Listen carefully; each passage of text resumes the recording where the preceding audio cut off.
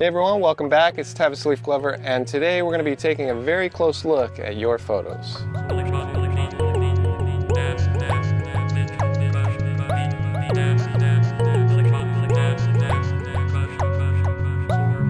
I opened a submission up on Facebook, YouTube, and Instagram. So thank you to everybody that submitted. Now we've got some great content we can dig deeper into, and learn some design and composition techniques. Also a huge shout out to Jeffrey, Matt, Eric, and Gianfranco for leaving Amazon reviews on the new Dynamic Symmetry book.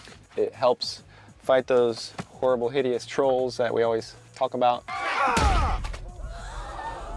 Anyway, appreciate it so much, and that's one of the best ways you can help me out right now. So let's get into it. Okay, we're here in Photoshop. I've got everything opened up, and we're gonna start with some of the less complex ones and then work our way up to the more complex compositions and techniques and things like that. We're even gonna cover a little bit of color theory and see if we can learn a little bit about that. So this first one is by Crystal Carter, and I'll probably end up just putting the name on the screen instead of trying to pronounce everybody's names, because I'm pretty bad with names. I finally learned how to say Bouguereau though. Instead of Bouguereau like a French person, it's Bouguereau. A French girl told me that. So I like this photo. The location's pretty awesome, and the colors are nice. The green with the blues and a little bit of reds in there, even some yellow greens. The whole point of this critique session is to just push you guys further.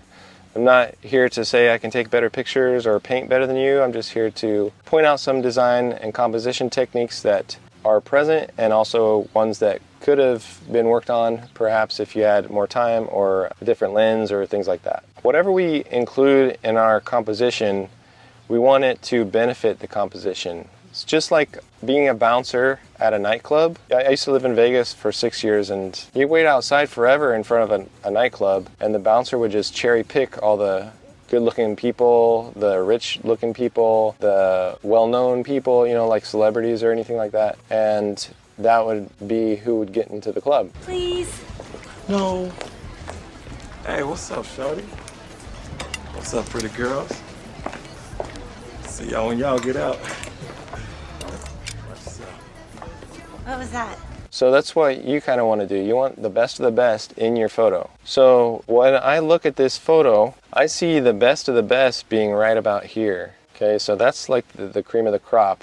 Everything else, ask yourself, can I take this out and still tell my story? All this stuff over here, I like the sky, but you can still tell your story without this sky. So all this over here, this dead cactus, the rock formations in the front, this track right here. I mean, that could be part of your story, but the story is a little confused. So if this track here is part of your story, I would get a little closer, maybe get low and include it a little bit more if you want it to be a prominent thing in your story. But right here is basically where my eyes went first, right in this section.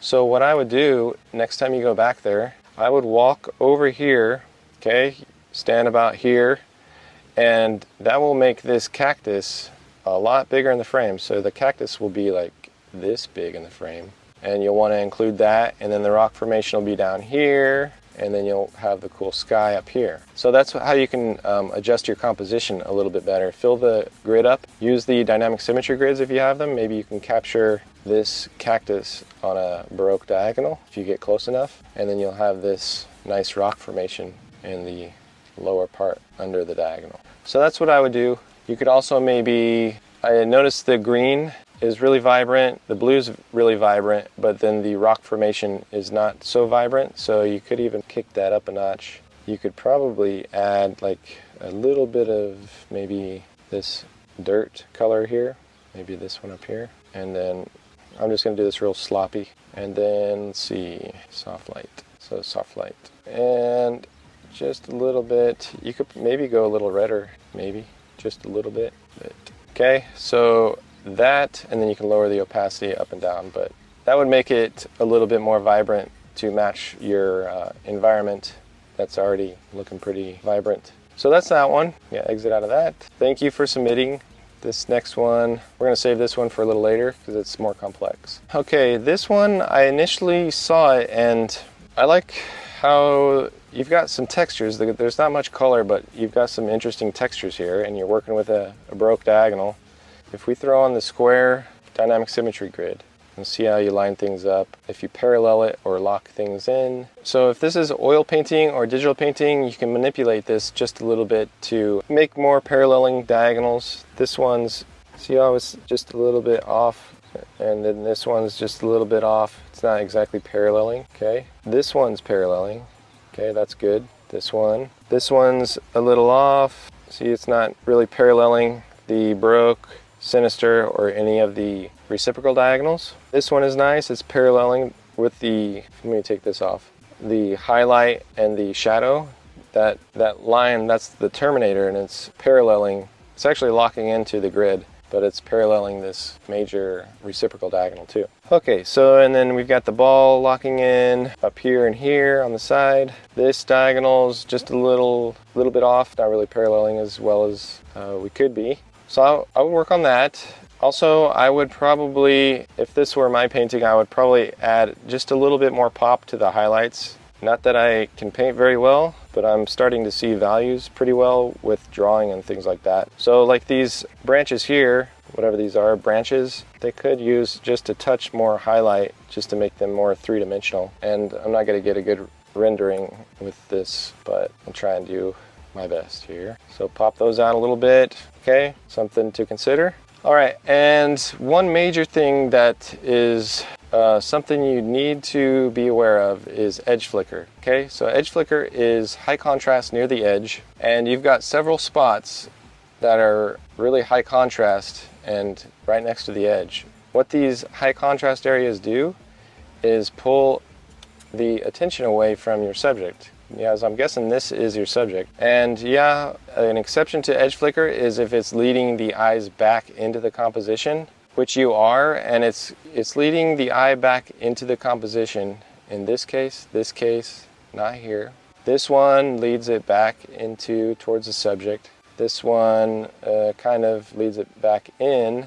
But what is going on here is edge flicker is something we want to avoid usually at all times. Some of the masters would throw in, some guy would be on the edge and his hand would be coming in and reaching for something. And then there'd be a woman right over here. So this is a pointing device. It's high contrast near the edge and it's leading attention to this girl over here. Okay, so edge flicker is something that we usually typically want to avoid, and the exception is to have the objects pointing back into the composition, but that's just like saying I can break my leg because I can always get a cast and crutches and I can still walk, you know. You don't really want to hurt yourself and you don't really want to hurt your composition like this, even though you're leading attention back to your main subject. So if we squint, even if you don't squint, you can tell this is gaining a lot of attention. And that's because this is the largest area and the greatest area of contrast. So if we go up here, let me blur this. See, if we desaturate this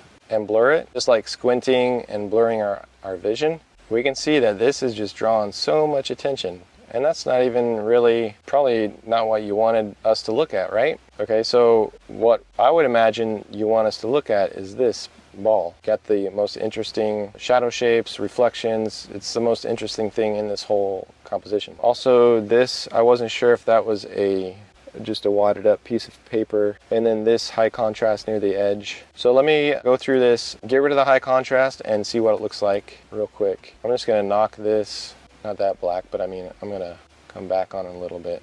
I'm just gonna do a quick, real fast vignette, and that one I'll leave because it's got the color. This one I would say doesn't add. And add a little bit of light back there and maybe a little bit here.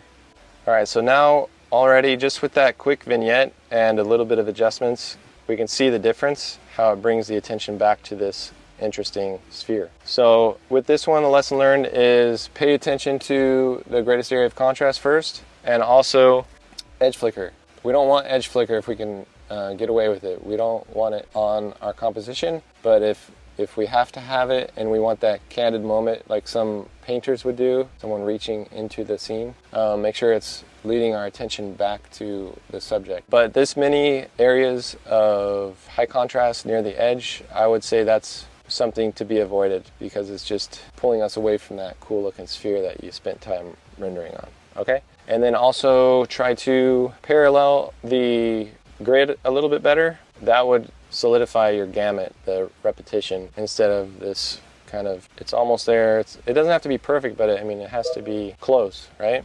So that's that one. Thank you, David. All right, this is a simple one, but you can tell he's having fun with dynamic symmetry. We're gonna throw this grid on there and see how he's lining up that Baroque diagonal. Okay, this is what I did when I first started playing around with dynamic symmetry. I would sit around my house and I would line things up to the Baroque diagonal. I would try and line it up to verticals, anything I could. I also would take pencils, pens, spoons, knives, jugs of water, anything I could to just practice and place it in the composition to see if I could line it up to the grid. So this is fun. This is having fun with the grid, and that's the best way to learn, is just to start applying it to random stuff.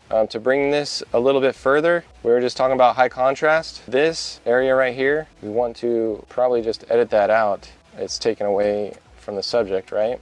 So all we got to do is just, you can do this a lot cleaner, but I'm going to do it real quick. Just using the stamp tool. We can see how much cleaner that looks. And it's simple, but it's a study, and it's exactly what we need to do to start seeing it in more complex situations. All right, so that's that one. Thank you, Ezgi. In this one, we kind of seen where the cat's kind of disappearing behind the computer. Let me throw on the grid real quick. So it's another study. He's probably got the grid on his camera and he's lining things up. He's got the computer lined up to the Baroque diagonal right here. Okay, you can see that. He's got this pencil lined up to the reciprocal diagonal. This leg is paralleling the reciprocal diagonal. So how to push this further? I would say it looks a little yellow. Let me see if auto color makes it look a little bit better. Maybe a little, add some blue in there. So auto color is Shift Command B, and it's just a Photoshop quick fix. Sometimes it works, sometimes it doesn't. And you can back up the opacity to see if it looks a little bit better. All right, so one thing, we just got done talking about edge flicker. So can you guys see any of the edge flicker here? So what we want to do is control these areas. This is high contrast near the edge. This is this little triangle of light by the pencil. This is high contrast. And I would also probably want to see a little bit more details. This looks a little bit high contrast and the colors are maybe just a little bit oversaturated, and can probably maybe, I don't know, I think there's some lost details there. I think that's all black pretty much. There's no details coming back. But it would be nice to see just a little bit more details in the shadows. And what we could do to improve this, I always do a vignette layer that's about -10, because I like it to be a little bit subtle, and then I can inverse by Command I or Control I on a PC, but inverse the mask, and then you can paint in the darker vignette areas. This actually is still pretty bright, so I might increase that just a little bit. Another way to get rid of this high contrast is to use the stamp tool. Not like we're going to Photoshop it out, but we'll Photoshop this dark. That kind of is needed for the point of the pencil, but we can get this subdued a lot more. And then this area here. Okay, and then just reduce the opacity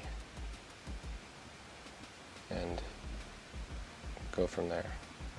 I'm going to add a layer. I should have done those on separate layers, but it's okay. I'll reduce this a little bit. All right, so that's reducing the contrast near the edge. Got a little bit here, and I'm going to add just a little black and reduce the layer. Okay, you can do it 1,600 different ways in Photoshop, but the point is to just bring a little bit more attention back to the subject, which is the cat's feet hiding behind the computer. So that's after, and then that's before. See how it brings the attention back to the cat just a little bit? All right, so that's that one.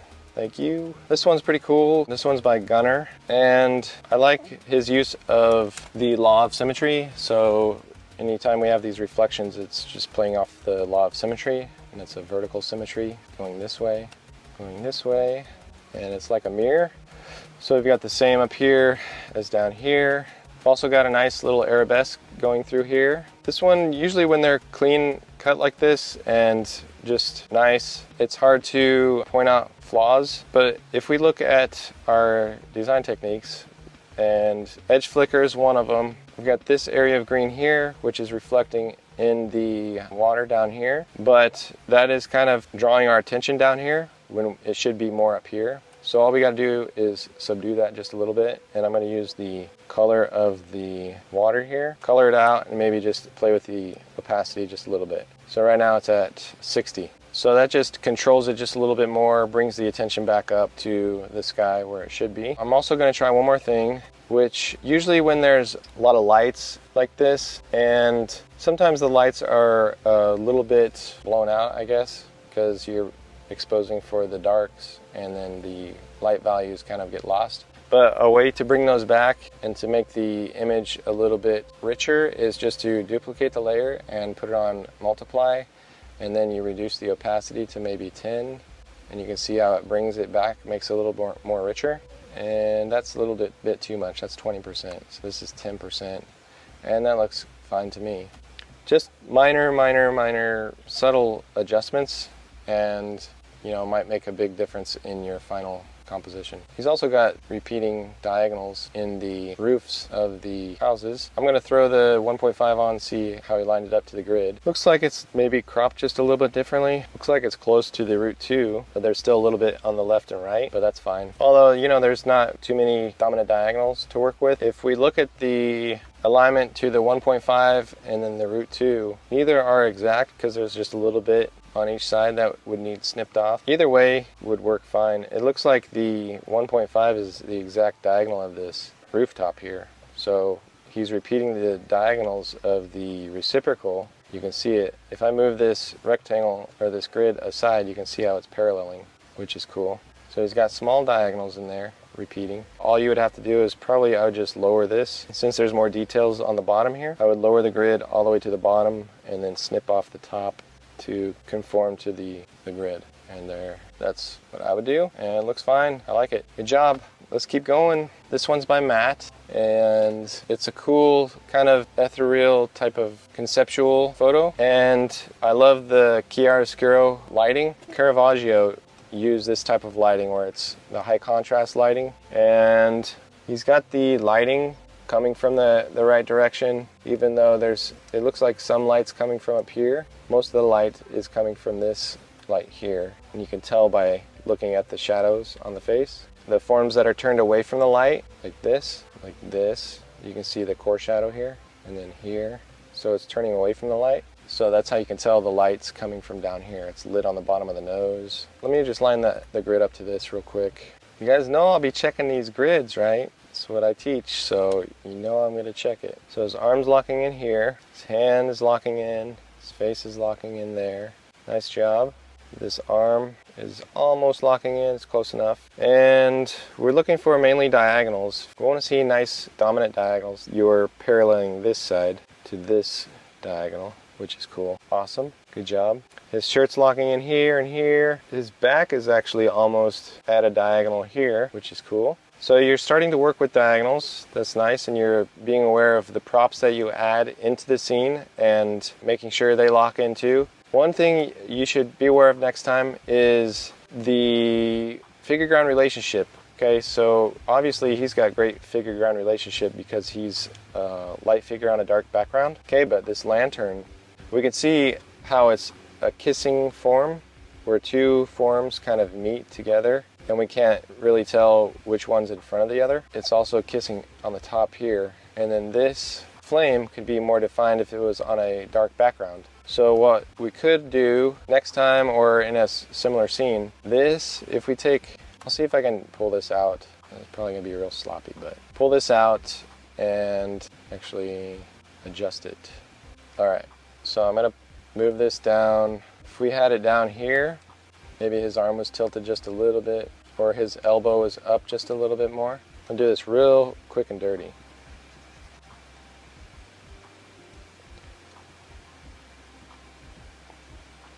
Alright, so that's separating. So you see how the lantern is easily read now? Also, I just moved it in front of the book, so what I would do is I'm just going to shrink this just a little bit. When you start overlapping shapes, you start to make the composition a little bit more difficult for yourself. Shapes should usually overlap by half, a third, or even phi. Okay, so if they're overlapping, we can definitely tell if they're overlapped halfway. Okay, which one's in front of the other. And then phi is just kind of like just off center. And then you know what a third looks like. So we can tell, but if they're kind of kissing like that, we can't really tell. And it can cause a visual illusion that may be wanted, may be unwanted, but usually it's unwanted. But that should give you an idea of some nice techniques you can use. Let me also add that down here we've got a little bit of high contrast. That's the reflection of the man, and that's the globe. I like that reflection. Maybe it would be better if it was, I know it's right near the edge, but let me see what it looks like brightened up just a touch. I also like the details in the background a little bit. If you added just a little bit more brightness in the back and lower this contrast. So there's that. I like the added background, the details in the background, but let me get rid of this. And lower this a little bit. Alright, inverse. And I want to lower the opacity of that even more. Some little details in there, and it doesn't pull our eyes away from the subject, okay? At first I didn't know what it was until I increased the brightness a little bit, but I do like that reflection. Just since it's near that edge, it just causes a little bit more distraction than what we need. So there's that one. Alright, so we've got another one by Nikhil Brahma. So I really like this one. This is kind of an interesting passage right here, and this is kind of the shadow. It's called the shadow's edge. That's what I call it, is the shadow's edge. So whenever someone's standing right next to a shadow, we have a good potential to create nice figure-ground relationship. So what's happening is this guy's standing right on the edge of the light and shadow, and so he's lit and the background is dark, creating nice figure-ground relationship. Okay, and it's down a separate pathway, and then we've got this girl, light figure. The background's kind of not as solid as this one, not as black. But what you can do to improve this a little bit is just go around and improve the figure-ground relationship by using traditional dodge and burn techniques. Yeah, there's even a bird up here. That's kind of cool. So right here, her face is about the same gray as the background. What we probably want to do is use a brightness and contrast layer. I'm going to adjust the brightness, inverse the layer mask, and then paint in that brighter value. I can probably use that value on her arm, so let me just run it on her arm, and you can adjust the opacity. And then we want to make the background a little bit darker, so we'll reduce this, inverse the layer mask, and paint in some white. You can see how it's getting darker. And can we go a little bit darker? Maybe. We'll see. Where you want it lighter on the face, the background should be darker, and that's going to create a better figure-ground relationship.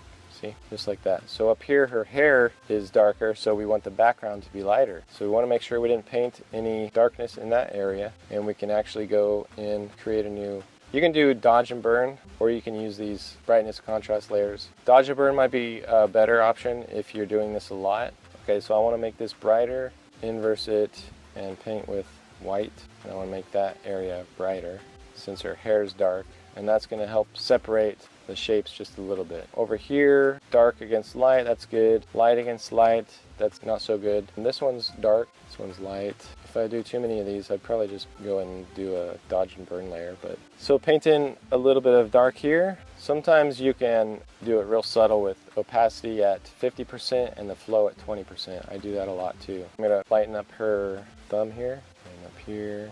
That might be a little bit too much, but we can knock it back just a little. Okay, and then just keep going around. And I want this dog to be more prominent, so we'll just add a little bit of lightness on there. It's pretty funny. So all we're doing in this one is improving the figure to ground relationship. And let's see, I'm gonna throw the grid on there just in case, see how it lines up. All right, so he's got this woman in this intersection here. So if you draw a vertical up, she's on that one, and if you draw a vertical up from this intersection, he's on that one. Plus the tree's creating a coincidence above him. That's a nice little element. And let's look for major diagonals. This diagonal here, there. This is paralleling pretty nicely, and if you analyze even closer, we can see that this intersection point of these two these two diagonals, he's got this chimney locking in there. Okay, so it's all the geometry and the way the grid breaks down, but everything's spaced out nice. Just the only thing I would say needs work is the figure ground relationship, and you can manipulate this a little bit better with dodge and burn, traditional darkroom techniques. Some of the shadow areas look really black, so maybe I would reduce the contrast just a little bit. And you can always, if you want to protect the blacks, you can go into this underlying layer, hold Option or Alt on the PC, and you can slide this up, and it says it's kind of protecting the blacks. You can see how the blacks are readjusted to the original, but if you want the low contrast in the black or the dark areas, then you keep it low like this. So it just splits that little slider. And then if you want to protect the highlights, you can slide this one down. See how the sky is getting more back to the original gray, or it slides back up. Okay, so you can adjust it that way too. But that's that one. Now let's go to his other one. Also, this one was a little bit really high contrast. This guy is silhouetted against the sun, which is coming from over there. But I would like to see just a little bit more detail in his facial feature and these people over here maybe. So how I did it was I increased the brightness, I lowered the contrast. You can see right here, lowered the contrast, increased the brightness, okay? But I also did that trick just now, and I protected the highlights, the light, because I just wanted the darks to be affected by that adjustment. So the darks, you can see the slider's not split, and you can hold Option or Alt to split it and make it affect the dark areas too. I wanted to protect the light areas and affect the dark areas. So that's why we have a little bit more detail in his face right here. See? So this is before. It's almost black, and now we've got a little bit more detail in there. Also, if we look at edge flicker, we see this is high contrast near the edge. Over here, this is pretty close to the edge and it's high contrast. This one is. So we just adjust those, and I use the clone stamp tool to just reduce the contrast and reduce the opacity of the layer by 50 to 58%. It's all touch and feel, and you want it to be subtle. And some people just clone it out, and I'll show you how I did that in this one. I don't clone stuff out. I used to, but I'm kind of like trying to take after Henry Cartier-Bresson, where he just doesn't even crop, he doesn't straighten, he doesn't clone things out, although one of his most famous negatives is cropped really bad. I mean, in a good way, but it's cropped heavily, so we can't really say he doesn't crop anything. But he was pretty adamant about not cropping. Nice composition. Well, maybe... No.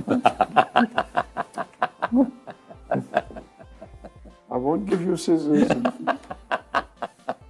Go and shoot yourself. And it's to each his own style, it doesn't matter. This guy is overlapping this girl, and since we're dealing with just silhouettes, it would be nice to have an aspect of view, which is, let's see if I can draw it. Aspect of view is the most identifiable shape possible. So if we had the guy by himself, his legs spread just a little bit, arms spread, instead of overlapping with the girl, we could identify him better, even though he's just a dark silhouette. So what I did was I went through and edited like Steve McCurry. Just kidding. So I like Steve McCurry stuff. I'm just teasing. Some photographers do edit out certain things from their photos. That's up to them. I don't like to edit out things, but that's just me. And I really like to look at an image and know that it's true and that was captured. And it's kind of a challenge to just apply the least amount of editing as possible. So I like looking at a picture on Instagram or Facebook or wherever and just knowing that, wow, he captured that in that moment. He didn't have to Photoshop anything out. This guy's good, you know. Photoshop's just kind of like an aid. It can save a picture and make it a print-worthy picture. Like right now, I really like this image as it is now without that girl in the background. Okay, you can see the difference. It's a nice image, and it's got some nice arabesques in the waves and things like that. It's a good image. So I just edited that girl out just to show you the difference, plus the rock. If I just edited out the girl and not the rock would still be interfering with the guy's silhouette. So I gotta edit out that rock. And I did it real sloppy and quick. That's just to give you an idea of how you can improve that one. All right, thanks for submitting that one. Let's move on to the next one. Let's do this one. This one's by Laura Bennett, and she's also, there's a few MasterPass members in this collection, and she's one of them. This one's a really cool image too. It was hard to find anything to improve on. Usually images like this that are clean and polished, kind of hard to find anything, but I always do my best. And we can line up the grid first, and we can see that she lined it up to the root 2 rectangle, and this is locking in up here. It's not paralleling perfect, but it's close enough. And let's see, this is paralleling. Let me mark it over here. This is paralleling this. This little point is locking in on this diagonal. Okay, so she's definitely using the grid. It's the appropriate size for the root 2, and she's paralleling things. So she's definitely locking in things. Also, this diagonal, oh, I marked it already. It's paralleling the sinister diagonal. So multiple Baroque diagonals running this way, which makes it more pleasing for the viewer to read. And if we flip it, let me see what it looks like. Let me actually crop this real quick.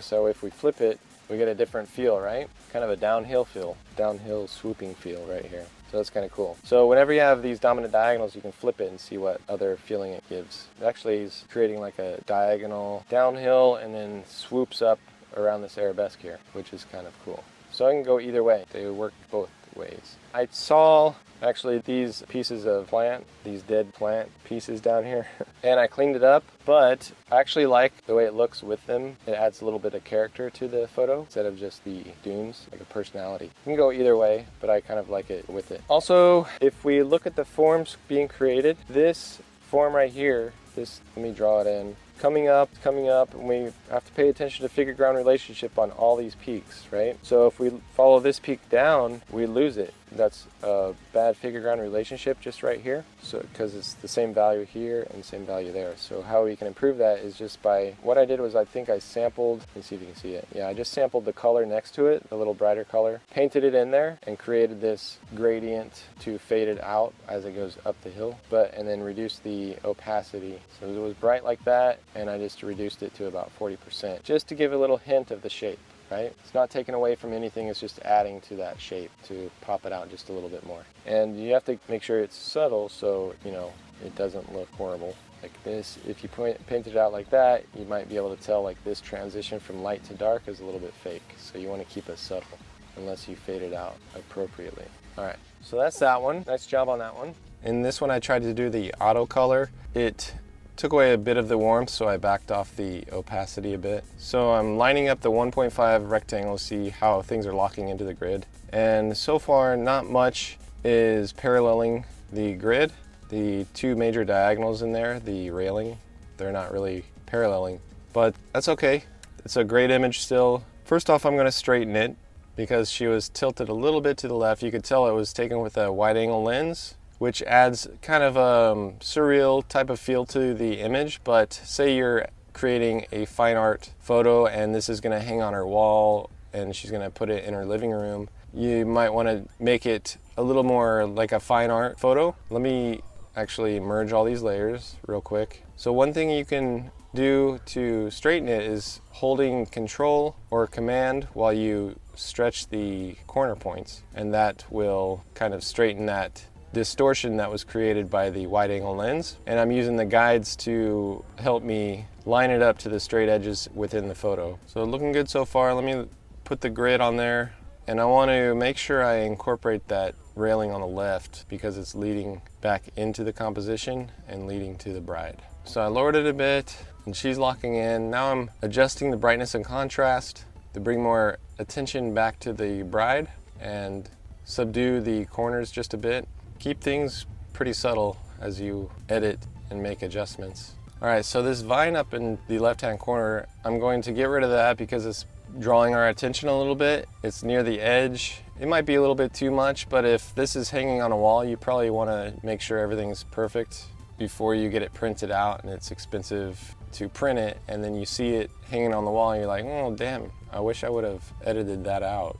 So this is just what I would do. I like to have really clean images if they're being printed. Obviously I do a lot better edit than this, but this is just quick to show you some things that we can do to bring more attention back to the subject and make it more refined. I forgot that little piece on the left too, but that's okay. We've got a nice arabesque here, adding a sense of movement in there. Okay, now I'm looking at the scene and seeing if I can edit out anything that doesn't really make sense to the viewer. Like the petals, the fallen leaves on the right side that are kind of dead, those make sense. But then the stick or branch or whatever it is on the bottom, we can edit that out and still tell the same story. Same with this one. And anything high contrast that's pulling our attention away from the bride, we want to get rid of. So this hidden little pot or whatever that is, we're just going to get rid of that. And when you're using the clone stamp tool, just make sure that you're not creating patterns. See, I'm kind of creating a couple patterns. You want to make it look random, and you don't want anything to be repeating because that'll look pretty obvious. So I'm taking samples from different spots and creating something that's not real pattern-like. Okay, and I'm filling in these top dark areas because remember, if we're printing this and making it a fine art image, you want to just refine every little inch of it as best you can anyway. So we're getting there, taking this high contrast leaf out, moving this high contrast. Whenever you're in doubt, just say, what would Annie do? What would Annie Leibovitz do in a final image? What would she do? You know? So right now I'm thinking all the brownish leaves could use a little bit more red, a little bit of the red pop. So I'm gonna color this in real quick, and then I'm gonna convert the layer to the color layer mode and see what it looks like. I'm being really sloppy and quick just to show you that we can add just a touch more red in some of these areas and give it that refined look. Whoa, not that much. Okay, now we're at 20%. That's still a little bit much, so I'm gonna go at 10%, and I think we've got a nice subtle touch of red within the brown leaves. I'm gonna protect some of the darks and some of the lights just to make it blend just a bit more. Okay, so switch back and forth from gray to white to black, and that'll give you different views of what the image is looking like on different backgrounds. All right, so now that I'm switching back and forth to the original, I see that she's tilting to the right, so I can fix that pretty easy. But let me merge all the layers real quick and then see if I can straighten her out just a bit without distorting her. So this is the warp transform, and you can make subtle adjustments without drawing attention to what you're doing. So I'm still using the guides to try and keep things straight. See how it shifted over? And you can zoom out to get a better view of the image. So before and after. Looking good, but I think I need to move this just a touch more. Okay, I'm gonna make her a little bit more contrasty. So inverse this mask and then paint in with white. Now the outside edges, I'm going to reduce the contrast and then paint out the center area so it kind of gets more contrasty as we work in towards the bride, and then make it just a touch darker. So when you reduce the contrast, it's going to make the image lighter, but you adjust the brightness darker to compensate for that. Okay, that's it for that one. Nice job. And let's go to the next one. All right, let's take a look at this next one. So I tried to line up this design to a specific grid, and I found that the blue bar was actually lining up to the phi rectangle pretty nicely. But then I tried to stack them, and there was just a bit hanging off the end. So I went with the root 2 or the micro four thirds, but if we look at the grid and the way it aligns, the root 2 aligns up better, and it's almost locking into the blue one.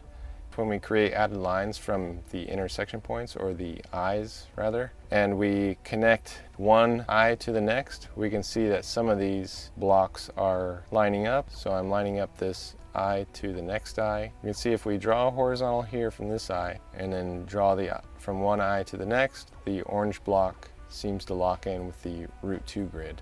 That's just a guess. I'm not quite sure if that's the exact grid that he used, but that's what I found. So another thing I noticed is the colors. Every color that you chose is really bright and vibrant, which is not really going to create harmony if all of them are asking for our attention. So I created separate swatches just to see what they look like. They're not clashing because they're not right next to each other. They're surrounded by a neutral color, which is the gray color, but they still appear within the same frame. And usually when colors are so vibrant and they all are so saturated, they beg for our attention equally. And to create a harmony or a hierarchy, we want to tone down some of these colors just a bit. So I'll show you how I did that just by desaturating some of them. So right now I'm thinking that orange block is definitely the key block that you want to lead people's attention to because it's the brightest color, it's the most eye-catching color, it's the warmest color compared to the cool colors of the purple, green, and blue, and the gray neutral, and it's the closest to us. There's no shadow being cast onto the ground, so it looks like it's rising closer to us, closer than the other blocks and the ball at the bottom. So I'm just selecting the orange color and I'm going to inverse the selection. So I'm just going to place the vibrance and saturation adjustment layer on there so I can just keep the saturation of the orange block and lower the saturation of the other colors just to see what it looks like. So the orange definitely pops more and the other ones are subdued, and the viewer knows exactly what you want us to look at, and there's not multiple soloists. We'll learn what a soloist is later on within the video. So right now I'm looking at the FGR, the figure-ground relationship, and seeing how the shadows interfere with the figure-ground relationship of each block. So the dark side on the orange block is almost equal to the shadow that's being cast onto the ground behind it. So the light is coming from above. So we want to control the value of these shadows so they're not interfering with the figure-ground relationship. So what I'm going to do is actually just sample the color of the concrete texture in the background and just color over the shadow shapes just a little bit to reduce the contrast and help the figure-ground relationship. So I'm going to color over these and then I'll reduce the opacity. There we go. That helps just a little bit on that dark side of the orange block. And I'll do the same up here so the shadows don't look different. I'll just do this real quick and color in with gray. So that helped a little bit. Now there's a bright spot, kind of a lighter spot in this green block right in the middle. And if the light's coming from above, we'll have different shading on this side, not shading on the left and the right, and then a lighter spot in the middle. The way it's shaded now kind of represents a bent form, like it's bending in the middle, and the middle is coming towards us more. So what we want to do is shade according to the lighting that you already have within the scene. So if it's coming from above, we're going to have a little bit of a gradient coming down from the top side towards the bottom side. And I'll show you what that looks like. Not like this, but I'll show you what that looks like. See, something like that. Something to show that it's shifting. Now I'm putting the light color on the bottom just because the gray concrete there might be reflecting some light up into it just a little bit. So the dark spot is the dark part of the gradient is going towards the edge, the top edge. Then I just softened that just a little bit. So that looks a little bit better. So now I'm just going to soften this edge just a little bit with a layer mask and then just a soft brush and brush on the edge there. And I could probably reduce that shadow even more to help with the figure-ground relationship, but that's something you'll have to do in the next painting, or if you wanted to make adjustments to this one. Just subtle adjustments, really. So interesting design too. On the right side there's an arabesque kind of going from the purple, the bottom of the purple ball, looping around the orange edge on the right and then up to the blue edge. Kind of makes a shape of a D if you look at all the shapes together. So that was before and after, and we're controlling the figure-ground relationship and singling out that orange block and helping the shadows on the other blocks. So that's it. Let's go on to the next one. Okay, this is a cool surrealist looking photo. It's telling a nice story, and it's kind of a funny juxtaposition where you've got the skulls with the little girl, with the old painting. So it's new with old and with death. So kind of an interesting juxtaposition. Let me line up the grid real quick. So he's got the little girl in the puller point right here. And it's kind of got a diagonal. The diagonal of the skulls is almost paralleling this sinister diagonal, which is pretty cool. It's not exact, but it's pretty close. I want to talk about storytelling. This little girl is coinciding with this older woman in the painting, and maybe she's looking up and wanting to be this older woman surrounded by these men.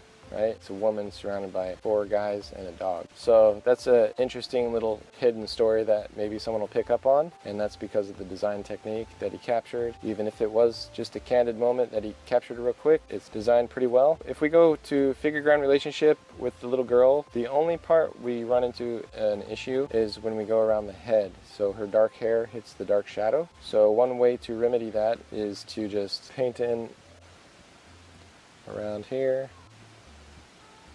and then I'll reduce the opacity until it looks good. So this is making the background lighter, and her head is going to be the dark area. And then just lower this just a little bit, see if that helps. You want it to be real subtle, and you don't want it to look fake, but that helps just a little bit, okay? And let's see, edge flicker wise, you did pretty good at subduing this area. It's a nice contrasty area, but we can add just a little bit of the color up here and reduce this opacity, see what it looks like, just a little bit more. And then over here, this diagonal is dark on the left side and light on the right side, and it's a diagonal kind of creating a lot of attention. So let's see if we can subdue that.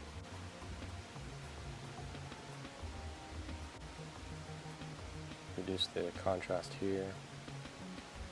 All right. What I'm doing is just bringing attention back to the subject.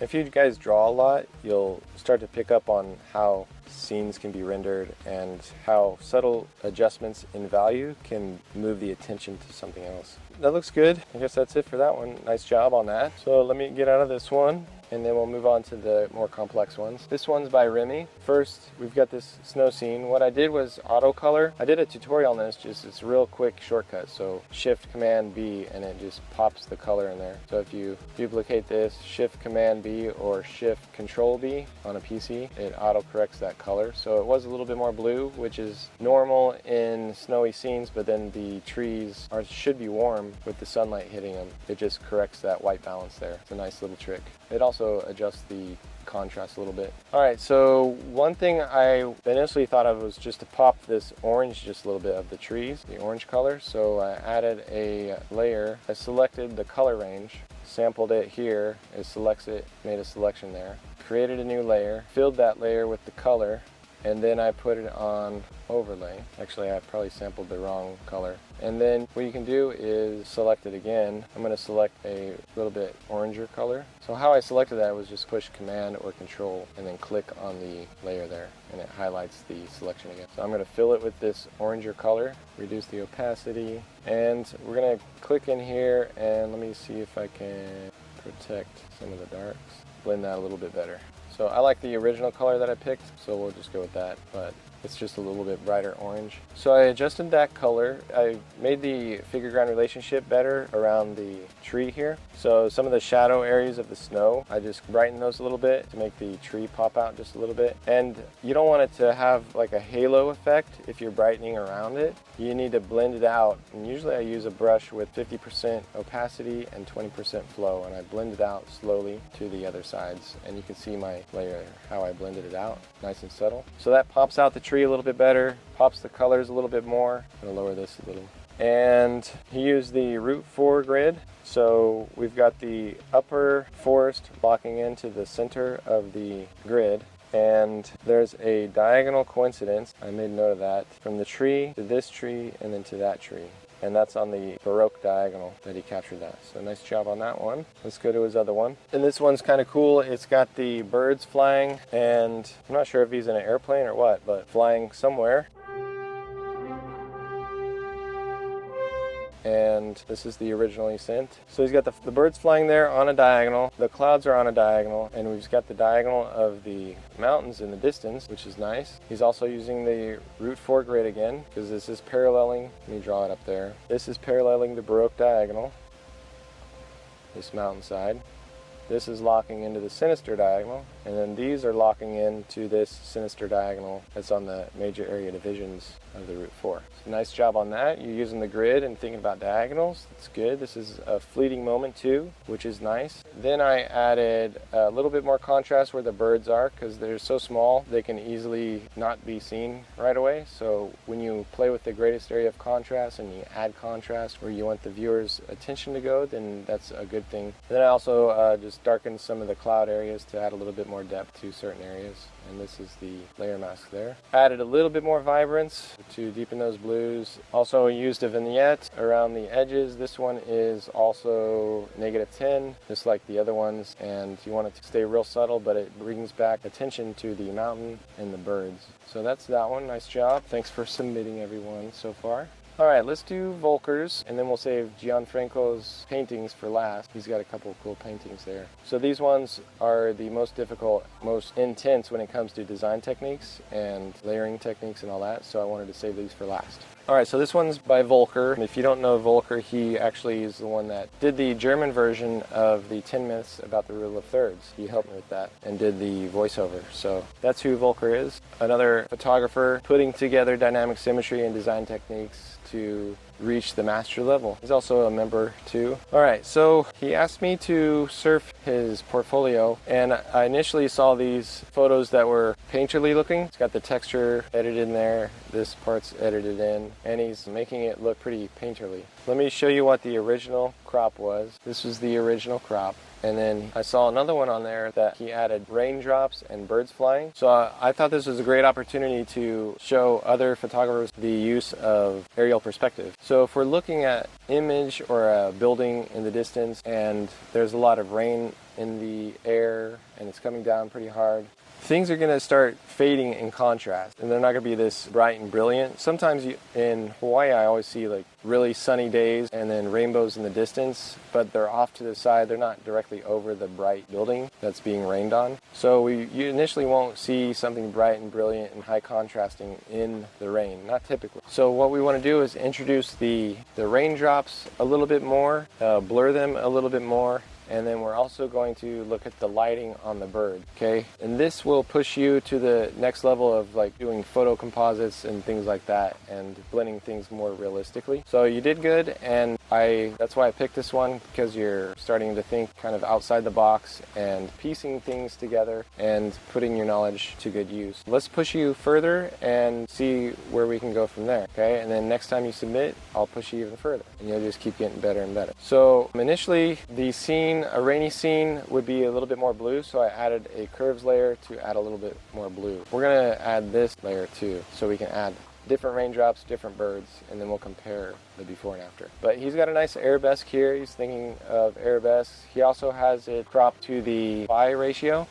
One thing I noticed though, if we're looking from the left to right balance, let me center this line. Okay, if we look from left to right, the balance is a little bit uneven. We've got more negative space on this side from the left side. If this was like a rowboat and we had a board across, I've got a video that shows a rowboat in the center, a board across the rowboat, and then rocks on each side, and different size rocks, but they're still balancing each side from left to right. So we got to kind of think of the composition from left to right and the balance. So right now we've got all the visual weight over on this right side, but then the left side has all this negative space. There's not much design in the clouds, really, and then there's a little bit of the building on this side. So we've got kind of an uneven balance from left to right. So how we do that is just I brought in the phi grid again and propped it down just a little bit, and that got rid of some of the negative space on the left side and helped with the balance. Okay. And when we add the birds back in, we'll improve the balance further. All right, so we saw the arabesque. And this part, if I can tell you made a composite of maybe some textures, or you edited something out maybe, because this edge right here is blurry, and it's blurry up here too. So that just means that you kind of edited out here just to maybe help your design or something. What I did was added a bunch of shading to just get rid of that and trying to blend it a little bit better and to make it not as noticeable, and to add a little bit more like fog, aerial perspective, things like that. So I can control this high contrast areas right here, pulls away from the subject. I added some gray layers, and I'll just introduce them one by one. So whenever you're compositing, a good rule of thumb, I don't like rules, you know that, but a good thing to go by is just add about at least 3 layers of the same effect. So if I'm going for aerial perspective, I've got 1 layer here, and I've got the opacity at 23%. Then I add another layer up here, the opacity is at 39%, and it's in a different area. And as it gets higher, it's going to get more gray. Okay, this one's graying out the top of the tower a little bit, and then this one's graying out the contrast of the tower because it was a little bit too contrasty for a rainy day. Okay, and then I got some different rain samples because the ones that were used was a little bit too sharp, a little bit too perfect, I guess you could say. You can see that the raindrops are pretty perfect looking. It might look cool like on a poster for Sin City or something like that. Something's kind of comic book-like, but I'm just going with the painterly feel. So I found some different raindrops on the internet, found some birds on the internet. One thing about the birds is the light. If we look at the shadows, this is the Terminator. The Terminator is the part where the light meets the shadow, okay? And just after the Terminator is the core shadow. Okay, so if we look for the Terminator, we'll see that the light is coming from this way, right? And if we look at the shadow directions right here, we can see that the light is coming from this side and going in that direction. Okay, so we want birds that will be lit from this side and going in that direction. This is all I can find on the internet real quick. It's not perfect, but it'll be a little bit better than these birds because the birds here, the lighting is, they're mostly silhouetted, but this one, I can see that you're looking at least. Also, there's no raindrops over the birds, so they're not fitting into the scene because there's no raindrops over the birds and they're not like being enveloped in the rain. So we'll fix that and we'll show you how to do that. Let me add the rain. So the big raindrops up front would be a little bit blurrier. If we're focused on this, say we're taking a picture of the scene and we're focused on this, the raindrops in the foreground are going to be blurry because of the depth of field. We're going to add more rain. So like I said, add at least 3 layers of the same effect. So I've got rain and it's kind of a medium size. And then I've got another layer for down here. So I just took the large raindrops and shrunk them down, used this many layers to just kind of fill in the spaces. And with this one, but this one's smaller and I used a little bit more. You can see how many I used. So that's adding depth and making it a little bit more realistic. It's not perfect, of course, because stuff takes a long time. And you can see the depth it's adding, and the higher it goes, the more gray it's going to get. This one is small also. I'm going to add a layer mask, and I can probably fade out some of these. Use opacity at 50, flow at 20, and I can just fade some of these, add a little bit more depth. I got some samples of rain. When you're on the opposite side of the light, say you're looking towards the light and the rain is in between you and the light source, the raindrops are going to be lit up like this. So that's why I don't have the raindrops as lit up as here. The rain isn't in between us and the light source. Okay, so the birds, I cut the birds out, and I saw this one. This is another painterly looking one, and in this one, the aerial perspective is perfect. And I can't even tell if you made a composite of this or what. It just looks really painterly. You're including the diagonals. This is fading out into the distance. The textures aren't too harsh or anything like that. I think this one's pretty good. So nice job on that. That's why we're adding these layers, and let's add the birds in there. I cut them out real quick, and instead of having them full opacity, if we lower the opacity, what happens is they take on the color of the background. Okay, you can see them fading. So if we have the opacity at about 80, 70, okay, we can see how they're starting to fit into the scene. So 75 maybe. The only problem with these birds is if you look close, this is pretty sharp. These birds aren't very sharp. They should be a little bit blurry. They're a little bit too blurry, but that's all I could find. We could try and match it by making this just a little bit blurry. Not that much.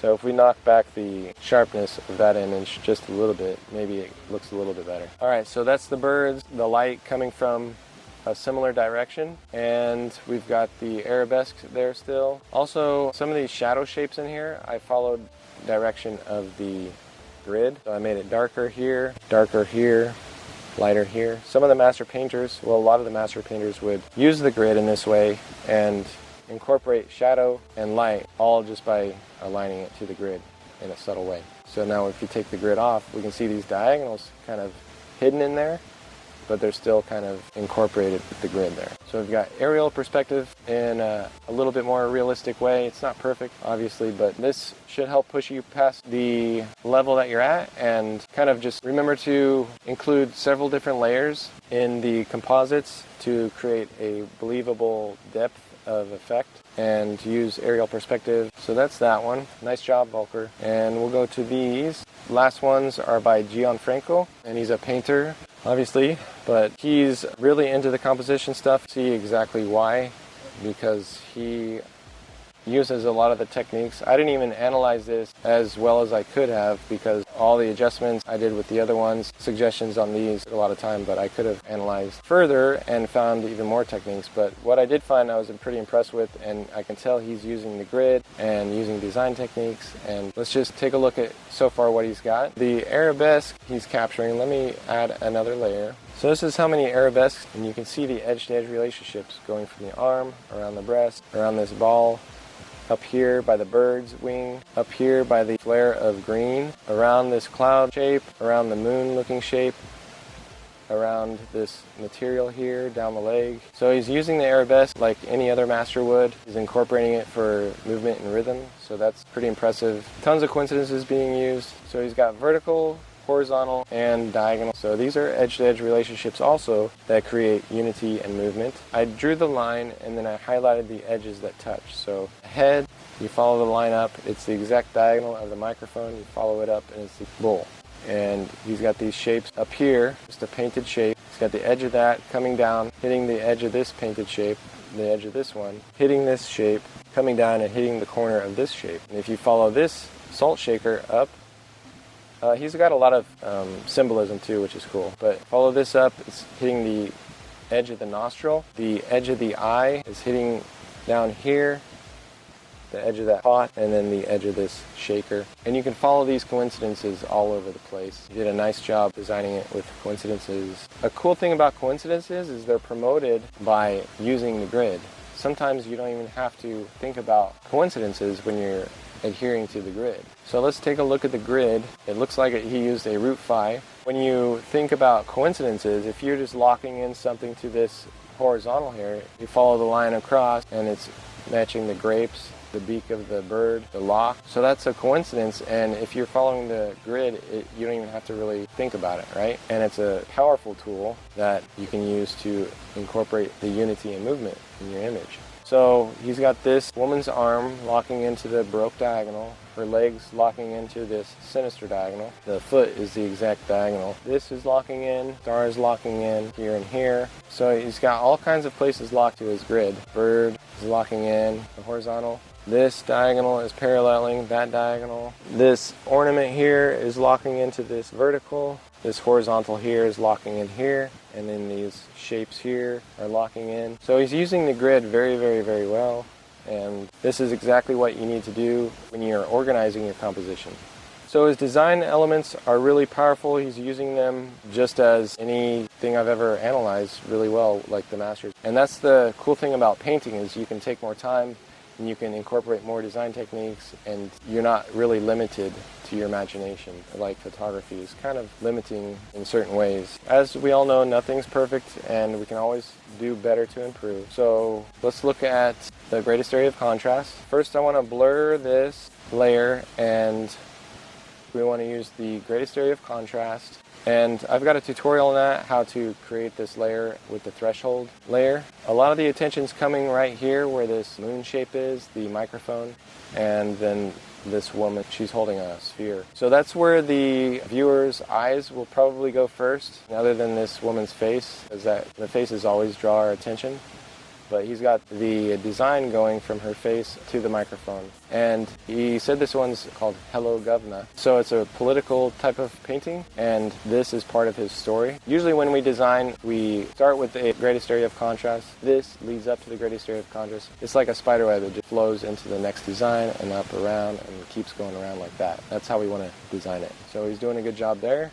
I usually teach on the website that color theory, it's hard. I'm actually trying to paint more and watercolors and things like that. It's hard to control colors, so I'm going to try and help understand the color theory a little bit better. The way I do that is just by teaching 4 colors, which is red, green, blue, and yellow, and he's got all 4 colors there. Also, you need to have this in a hierarchy, so the 4 colors in a hierarchy. So in this painting though, we've almost got a hierarchy, but it's not quite solidified yet with the hierarchy of colors. And also, I don't want to, make it sound like you always have to have perfect colors and things like that. Obviously, people have different artistic styles, and, sometimes bold, bright colors, it's all their style, and it's part of who they are, and that's how they communicate their visual art. There are some things that you can be aware of, though, to maybe help you when you get into trouble and you can't figure out why the color's not working appropriately. So I'm going to go through and try and create a hierarchy with the color, and then I'll show you a little bit more with the color theory. What I did was I selected the green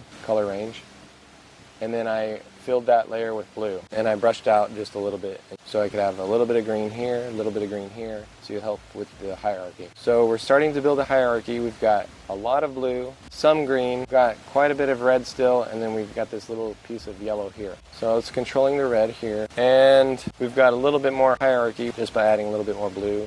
But what I wanted to show you was the complementary colors. Everybody says use complementary colors, and that can be misleading sometimes, because I noticed this first when I was creating a sign for someone for their jewelry store, and I used green and red in the lettering, and it created this pulsating feeling when I read it. It just felt kind of weird, and that was the green next to the red. So I sampled these colors, which are basically the same colors as what's in the painting. But what happens when you put these two together, look at the center line. So what's happening is we've got 2 colors screaming at us, saying, look at me, look at me, look at me, look at me. No, look at me, look at me, look at me. And they're both, begging for our attention. Some people call it clashing colors, I guess you would say, because they're both fighting to get our attention. But if we lower the opacity, and I've got this white layer on, if we lower this opacity, we can see how we're getting a little harmony. It's starting to look a little more pleasing, the pulsating is going away, and we've got one dominant color, and then we've got a subordinate color. Okay, so they're both balanced and working instead of fighting each other. And we raise it up to the difference. So now they're fighting each other. If we lower this red, so now they're working together. So that's something to keep in mind. The saturation can affect the way they act with each other. Another thing is try the black. If we lower this down, see how the green's still dominant, and then the red is subordinate to the bright green. And lower this one down, we can see how it's subordinate to the bright red. So now they're working together, okay? One's subordinate to the next. Another thing, if you want, and I'll show you some examples of Malcolm Leipke. If you look at his artwork, he's got really great color theory, and he uses that guide as to have a lighter color next to a darker color. See how this blue is light, and this burgundy color is really dark, so they balance, harmonize with each other. This blue is lighter than this pink, a little bit lighter. If we convert it to black and white, we can see how it's just a little bit lighter, but it's definitely more intense. It grabs our attention a lot more. Also, what he does is this really intense green, but then he's got the pink and the yellow that are more pastel. This one, he's got the really intense pink, but then he's got this dark purple here, and this lighter yellow here. And this one, he's got intense pink and intense green, but it's working well together. And why do you think that is? Because he's got this neutral in between them, okay? So intense color against intense color, we can still make them play nicely together, but we have to kind of put someone in between them to keep them in line with each other, right? And that's a neutral, either white or black. Grays absorb the color that they're next to, so a gray won't really work as well as a white or a black. And I tried that. So let me go back up here to our clashing colors. And once we add a strip of black in between them to kind of control them and mediate them, we'll see how they can still work together, right? So we've got 2 intense colors, but now we've got that pulsating subdued, and they're working together. And if we use white, it's the same. See how nicely it looks? Okay? But if we get rid of that, it's kind of clashing and they're fighting. So that's something cool about color that we can take advantage of, use it to our advantage. I know this is an older painting, And your newer painting here, you can totally tell that you're using more of a hierarchy in your color palette. You're using the yellows, greens, blues, and reds, okay? And you can tell there's even if you don't study color theory, you can see the difference of color from this one to this one. And one of the main things is that yellow pops really nice. Blue, the reds, the greens. It doesn't have to be pure green, it doesn't have to be pure blue, just variations or different hues. So he's got a lighter blue and lighter greens. It doesn't have to be solid colors. It can be variations of different hues of those colors. So this one's definitely working towards the color theory. And like his last design, he's got a lot of arabesques, which is very nice. Look at all the movement, the woman's body coming back around. These are all separate images, separate photos that it looks like she's burning. But he's got it on an arabesque and they're sweeping around right here, right? But he also carries the arabesque up and around her head and things like that. Around this branch, up around her head, from her arm to the tail and the edge of this frame, up to the body of the bird. So he's doing a nice job in these arabesques. He's also got the coincidences again. Tons of coincidences, and a lot of them are promoted by using the grid. Even just like this corner chin of the woman on the photo to the flake or whatever is floating down to her nipple to the edge of this design.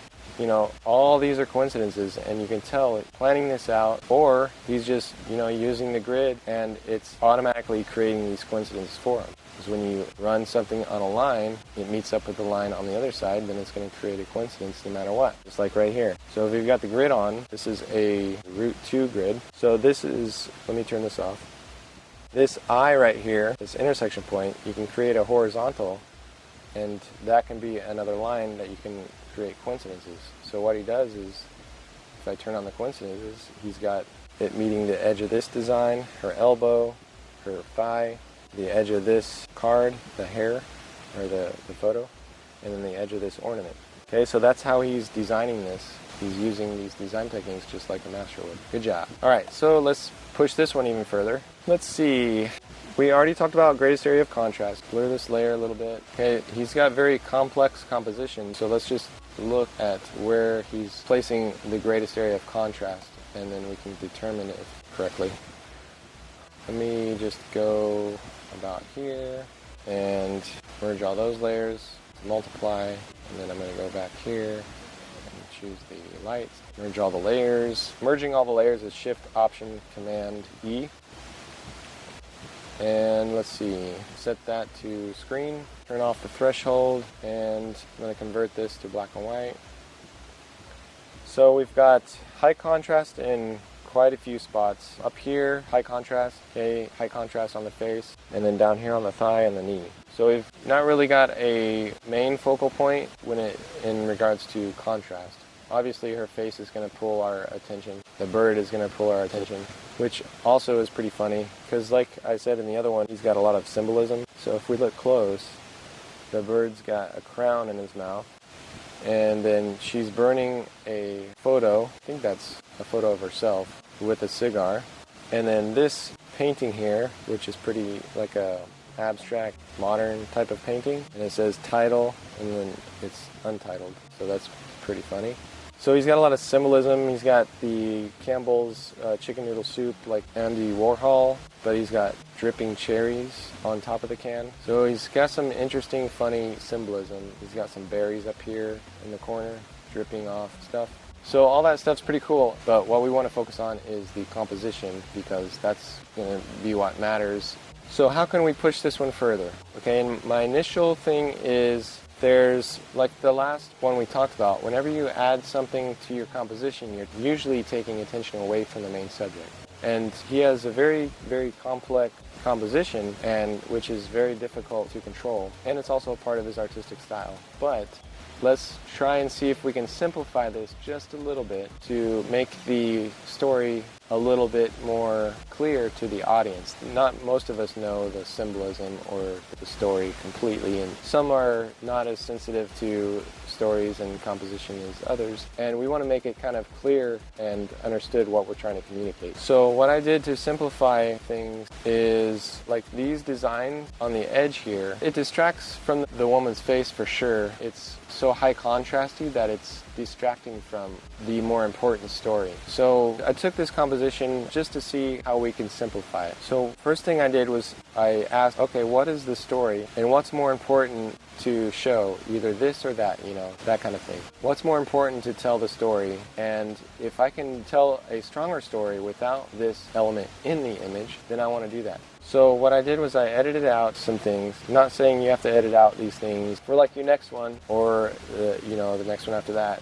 Ask yourself, what can I not include in this? Or if I add this element in the painting, am I distracting or am I taking attention away from the main subject? And if I add this, is it complementing the main subject? Is it telling a deeper story? Or is it just confusing the story? Some of these flowers are really painted nice. I love the texture in the wood. This is painted nice. You did a really good job of rendering all the leaves. So usually like that kind of stuff, it's really, really, really cool and it's nice. If it's low contrast, it won't take away from the story as much. But since it's high contrast, this light up against the dark, then it's just drawing attention away from the main subject, okay? In which I think the main subject is the story you're telling with this girl setting her own picture on fire with a cigar. I think that's kind of what story you're telling. So that's the important thing, and I want to get rid of some things that aren't really helping tell that main central story. So I'm going to edit out quite a bit here, okay? This string, I think this branch leads down to the string, and then it holds that branch up for this ornament to hang on. But the cigar is really important in this story, right? And if we talk about figure-ground relationship, this branch is interfering with the figure-ground relationship of this cigar, which is a very important element. And then this string coming down interferes with that as well. So what I did was I took it out, just edited it out. Also edited out this flower because it's distracting from the cigar here. And we'll just go down. I edited out this loop-de-loop branch because it was distracting. He did a cool effect, and I like the playfulness of this coming down, leading to this, and this is kind of tilted and the weight of that. It's really playful. I also edited out some of these flakes that were falling. I got rid of all those just to push it further and see how simplified we can get it. That's all I did. I like that concept as well, where it's kind of like you're in a forest and there's leaves falling and it's like a ethereal type of feeling. I like that kind of feeling. Only problem is it's kind of distracting in a way from the main subject. So let's keep going. And up here, maybe I would say maybe just have a more simplified background. Have the little nuances of texture in there, but simplify it a little bit. I simplified that, toned it down just a little bit. And then it was a bright green. I want to maybe challenge you to push you further and incorporate aerial perspective. On my blog, I have an article that talks about how to create aerial perspective indoors, and it's basically like what photographers would do in a portrait to create depth in their photo. So you would just want the background to fade into dark, basically, and that creates a little bit more depth. And it helps the figure-ground relationship, in this case, to pop the woman out off the background so we can see the difference. So the bright green is nice, but when you want to add depth to your composition, you have to sacrifice a little bit of the intense colors to create depth. Once I got rid of this pink area at the top, this branch was creating some edge flicker. See how it encapsulates this white area here? So I reduced the contrast up there just a touch. And this isn't perfect, and it's Photoshop and not a real painting, so it's not going to look as good as what you could do while you paint.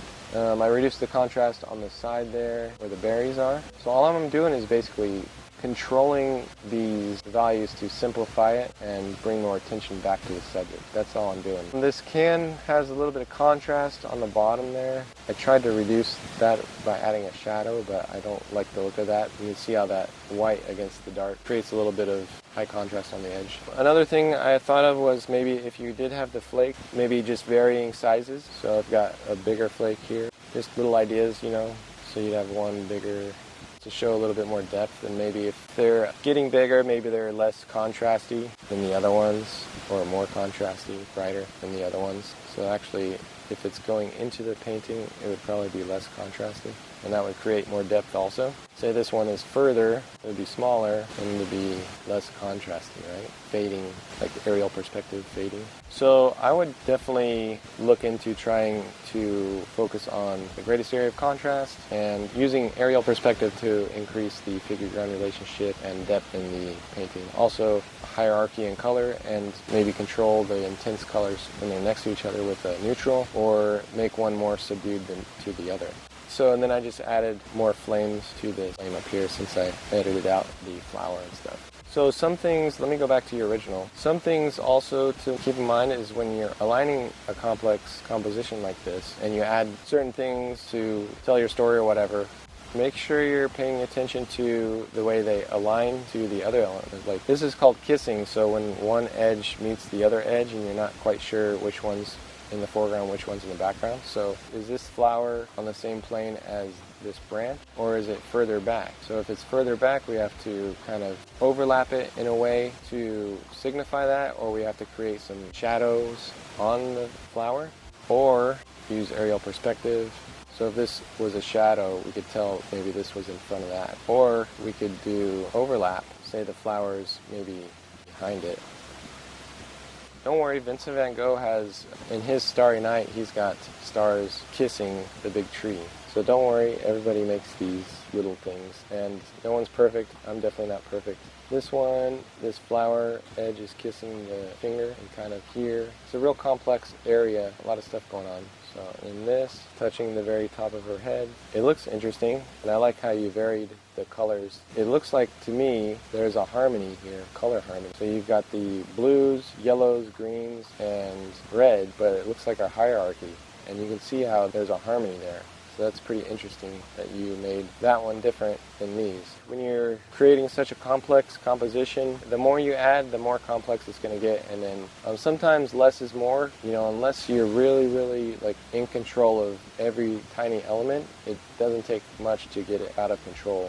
And you've got quite a few things in control, that's for sure. Hopefully this helps you, see some different things that you might not have noticed. Focus on the aerial perspective and the other things that I mentioned, and I think you're on your way to becoming a master painter. And I think you're doing very well, and nice job on the other design techniques, the coincidences, arabesques, using the grid. Aerial perspective is the #1 technique that you can incorporate into your art to give that wow feeling, that sense of depth. Just like people get amazed by seeing a forest on a cloudy day, it just looks super, super cool. And it's because of that depth that's created. So not saying you have to create a foggy environment in your painting, but try and create that depth and get help with that figure-ground relationship. Create a little bit more depth in your image to make your main subject and main story pop out just a little bit more.